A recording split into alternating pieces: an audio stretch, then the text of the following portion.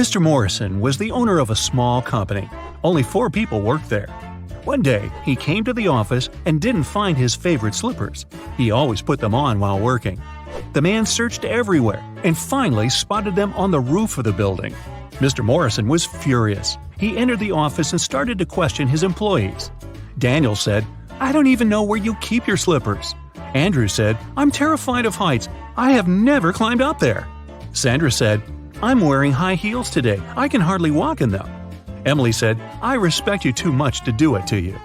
One of the employees is lying. Who is it?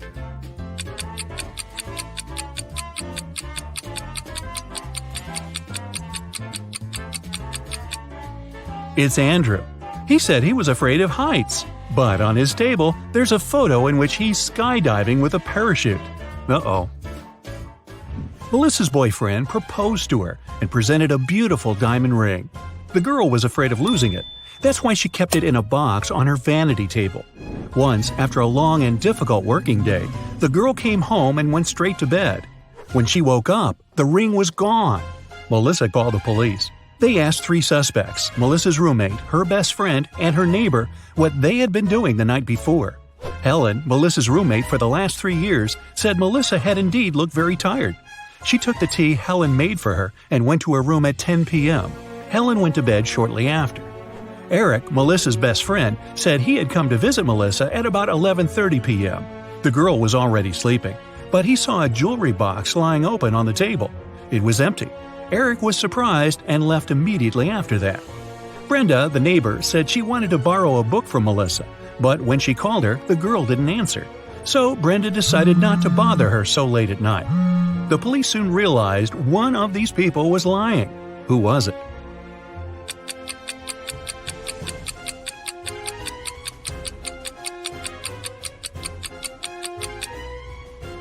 It was Eric. He was only asked what he had been doing the evening before, but he mentioned the jewelry box. He must have known the ring was missing because he took it. A group of friends went camping. They found a beautiful place in the forest near the river.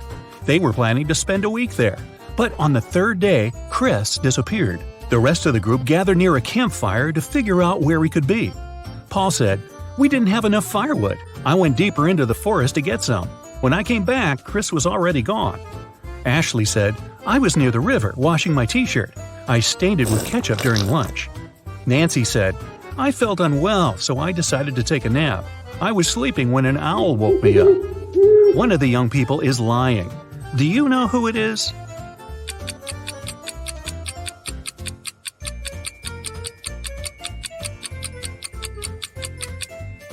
It's Nancy. Owls sleep during the day. It means an owl couldn't have woken the girl. Someone started a gas leak in Mark's apartment. Luckily, the man noticed it. He called the police. After searching the place, they found a watch. Mark claimed it wasn't his. The detective decided to set up an ambush. The watch looked expensive. Surely the criminal would return to get it back.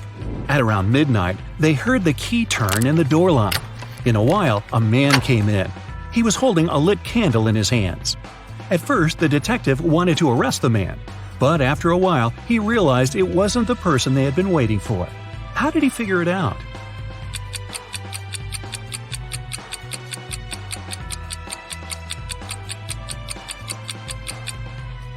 Whatever the man was doing in Mark's apartment, he wasn't the one responsible for the gas leak.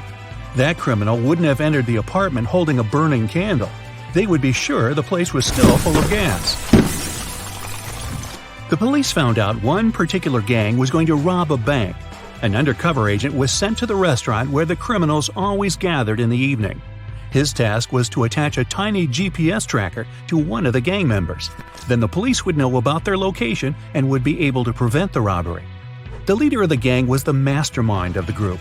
All other members were just muscle. The undercover officer had to be very attentive around the leader. The man could easily spot the device, but no other gang member would notice it. Where should the agent place the tracker?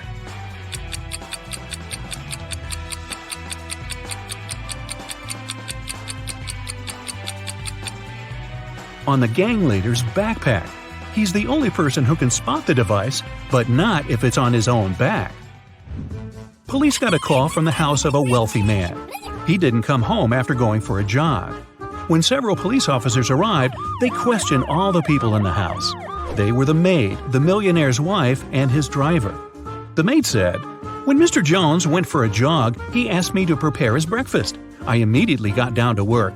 But it's been 3 hours and he hasn't returned yet." The wife was worried too. "I saw him in the morning, but he was in a hurry. We just greeted each other and I went to work." The driver told the police he had been waiting for his boss in the car, scrolling through his social media. Who knows something about the millionaire's disappearance?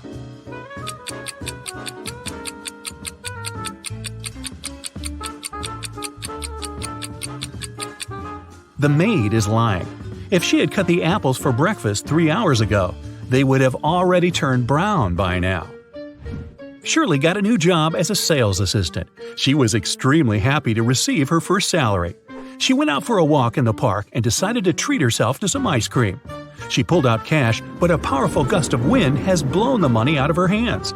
The girl managed to pick it up, but then she realized one $10 bill was missing. Shirley looked around. One of these people must have taken the bill. Can you figure out who it was?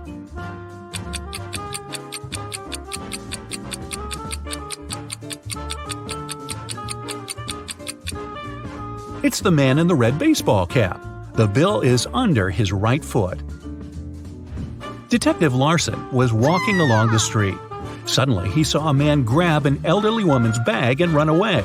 The detective immediately rushed after the criminal, but the man disappeared behind the kitchen door of a small restaurant. When Detective Larson entered, he saw 3 cooks preparing food. Which cook is fake?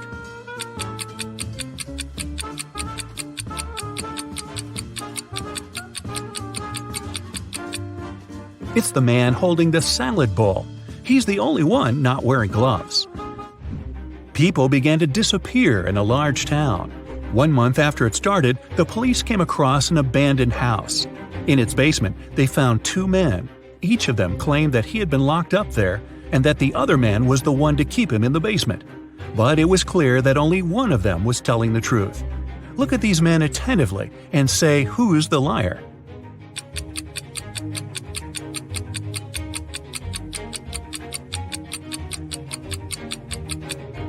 It's the man who's smiling. If he had spent 4 weeks locked up, he would have a beard and mustache by now. But he is clean-shaven. Rachel Brown, the owner of a large and successful company, has disappeared right from her office. The police suspect that some of her subordinates might know where the woman is. They question 3 people. Ruth, the HR manager, is the first to enter. "We were going to fire an employee that day. I came to get Miss Brown's signature." Adam, the accountant, says, "I indeed came to her office. She had to approve the company's budget for the next year." And the secretary comes in last. "I saw Ms. Brown today, but only for a minute or so. I asked her to sign my leave request." The police officers immediately realize who is lying. Can you figure it out too?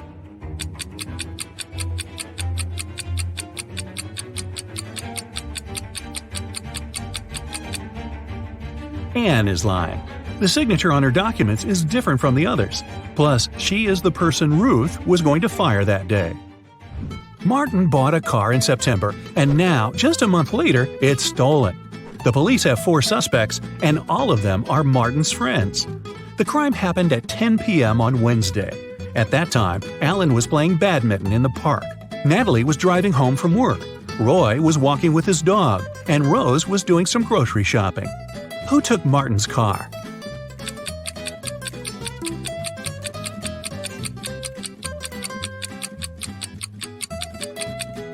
It was Alan.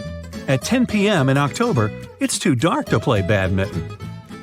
Eric was having lunch in a cafe. At some moment, he went to the bathroom and left his smartphone on the table. But when he came back, the phone was gone. Eric saw a man leaving the cafe and hurried after him. The guy only caught up with the man when he was about to sit in his car. Eric asked the man to give him his gadget back. But the man looked confused. "I know nothing about your phone. I only gave my friends a lift. They work over there." And he pointed at 2 men entering an office building. After hearing this, Eric immediately called the police. Why?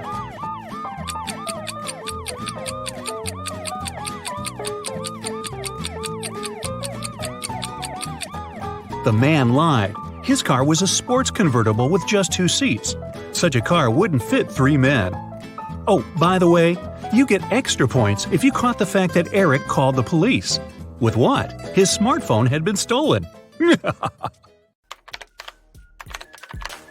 Oliver was attacked in his flat and taken to the hospital. There are 4 suspects, all of them Oliver's neighbors.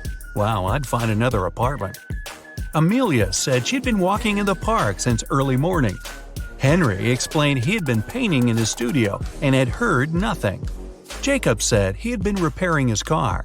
Sophia answered she'd been taking a bath for the past 3 hours. Look at these people's hands and try to figure out who's lying.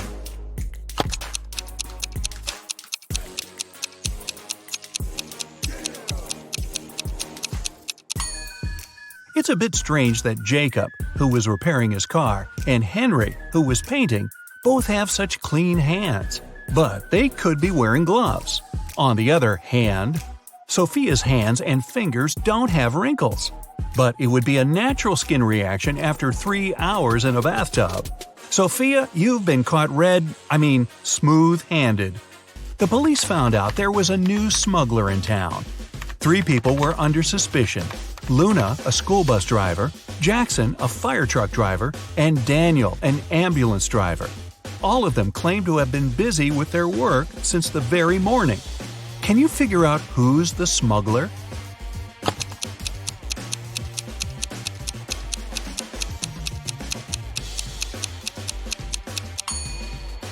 Look at the car Daniel drives. On such vehicles, the word ambulance is normally written backward. It's done so that other drivers can instantly read the inverted word in their rearview mirrors. Well, it seems Daniel has given himself away. It was the day when Jacob was supposed to be discharged from the hospital. He had spent a couple of months there and underwent several surgeries. His doctor told him he was going to be fine. It was safe for Jacob to leave the hospital. But the guy didn't believe these promises. In low spirits, he walked home. On the way, he accidentally bumps into an elderly lady. She gets furious and started to shout at Jacob. But instead of arguing back, he hugged the woman and ran home. Why?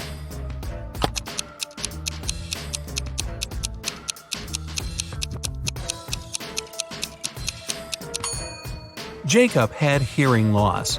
He didn't believe his problem could be helped. But when he heard the woman shouting at him, he realized the doctor had told him the truth.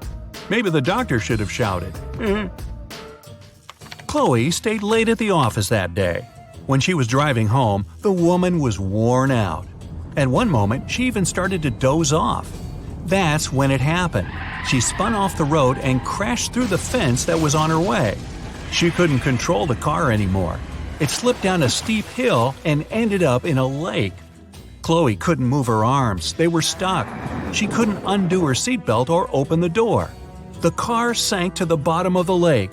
Was Chloe doomed? Rescuers arrived 3 hours later. The woman was still in the car, but she was alive.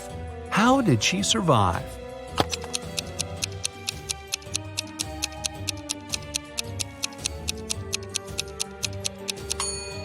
After the car hit the bottom of the lake, the water only came up to Chloe's throat. It was a very shallow lake. Good thing, huh? It was Jack's birthday, and the fellow got a present he had been dreaming about for ages – a motorbike. The next morning, he rode his bike to college and left it at the parking lot. During lunchtime, Jack decided to check on his motorbike. Imagine his horror when he found out someone had broken the mirrors. The security guard told Jack only 3 other people had left his building in the afternoon. They were Owen and Sam, 2 best friends, and Layla, the girl who once liked Jack but got turned down by him. Owen said he and Sam had gone to the campus cafe to get sandwiches for lunch. Sam confirmed this. He then added the bike could have been damaged by Layla out of revenge. But Layla told Jack her mother had visited her, and they had spent 2 hours together. So, who's lying?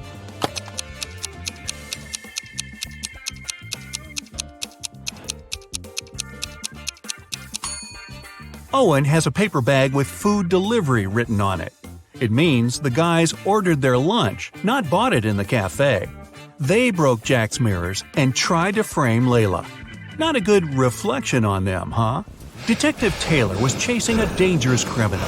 Suddenly, the man entered a hospital. Oh no, there are hundreds of rooms there. Luckily, it was raining, and the criminal left footprints on the hospital floor. The detective followed them and got into a small room. There were 3 people there, all covered in bandages from head to toe. But one of them was a fake patient. Who?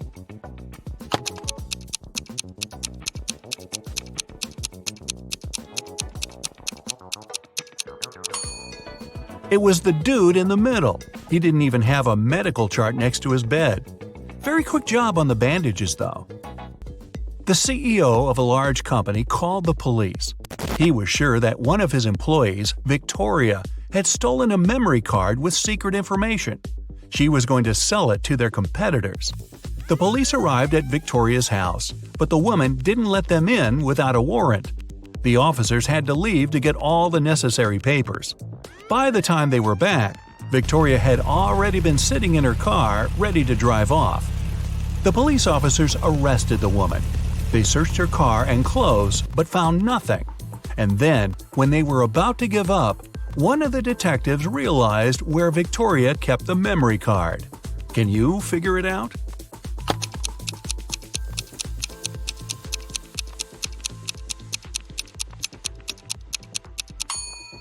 When the police first came to her, the woman had her hair down. But after that, Victoria changed her hairstyle. The memory card is in her bun. Yep, Victoria and her sticky bun. Michael was going home from the gym when everything went black. When he regained consciousness, he found out he was in a locked room. Next to the door, there was a computer with a keyboard. On the screen, there was a riddle. Michael had to write the correct answer and the door would open. The riddle went like this. It makes 2 people out of 1. What is it? Michael typed the needed word and the door opened. He was free to go. What was the answer?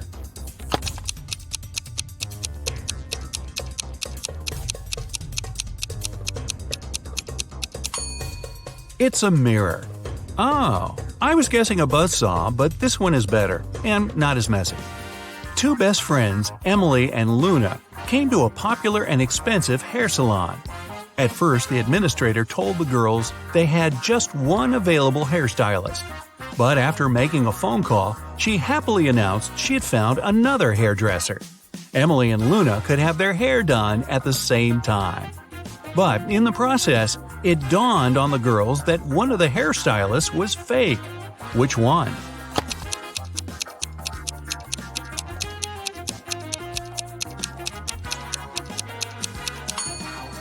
Both hairstylists are using regular scissors, but instead of hairspray, the one on the left is holding a can of bug spray. Yeah, that's a big clue right there. A man on a bike grabbed Sarah's bag with all her documents, money, and smartphone and sped off. The only way the girl can get her bag back is by taking someone's car and driving after the criminal. There are 3 vehicles parked nearby. Which one can Sarah break into and drive off? Borrow.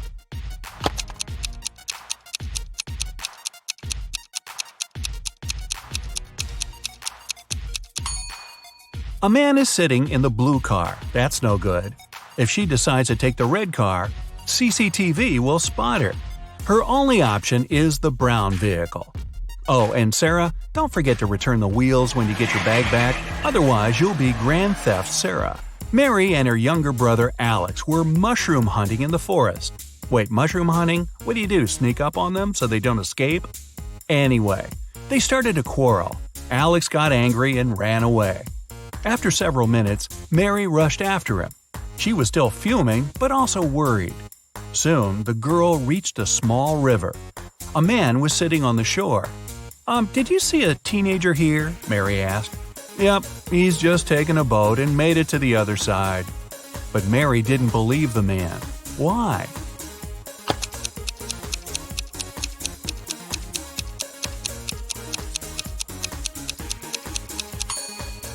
The boat is indeed on the other side, but the paddles are lying next to the man. How could the boy cross the river without them? So, where's Alex? Kidnapped by the escaped mushrooms? We may never know. Ella came to a party that took place in her best friend's house. It was a riddle party. All the guests had to crack mysteries and participate in different challenges. Ella's task was to get out of a locked room in the basement. The girl was blindfolded, taken downstairs, and left alone. After pulling the piece of cloth off her eyes, Ella noticed the door had a code lock. She also spotted a sheet of paper lying on the floor next to the door. There were 4 flowers drawn there. Ella looked at them for a while and entered the correct code. The door opened and the girl joined the party. So, what was the code?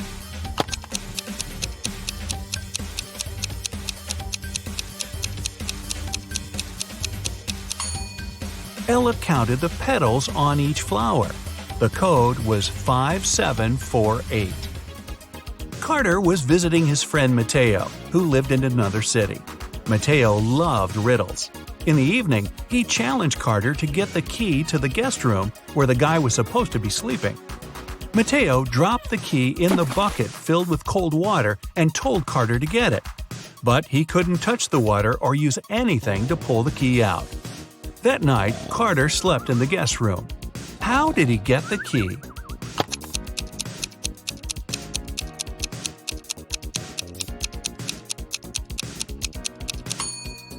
He put the bucket over a fire. The water started to boil and soon evaporated. After that, Carter picked the key up. Mateo was steamed. Nora was an insurance agent. Once, her client called her early in the morning. The woman was in tears. At night, someone had broken into her house. By the time the woman had enough courage to go downstairs, the thief had already taken all the valuables. When she looked out of the window, the man was running away. "Do you remember what he looked like?" Nora asked. The client answered, "It was still dark outside. I understood it was a man, tall and thin. He had dark hair and was wearing a V-neck t-shirt." Nora immediately realized her client had staged the burglary. How did she figure it out?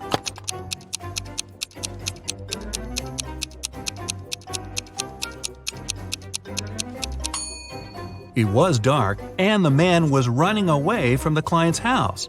Then how could the woman see he was wearing a V-neck t-shirt? Beats me.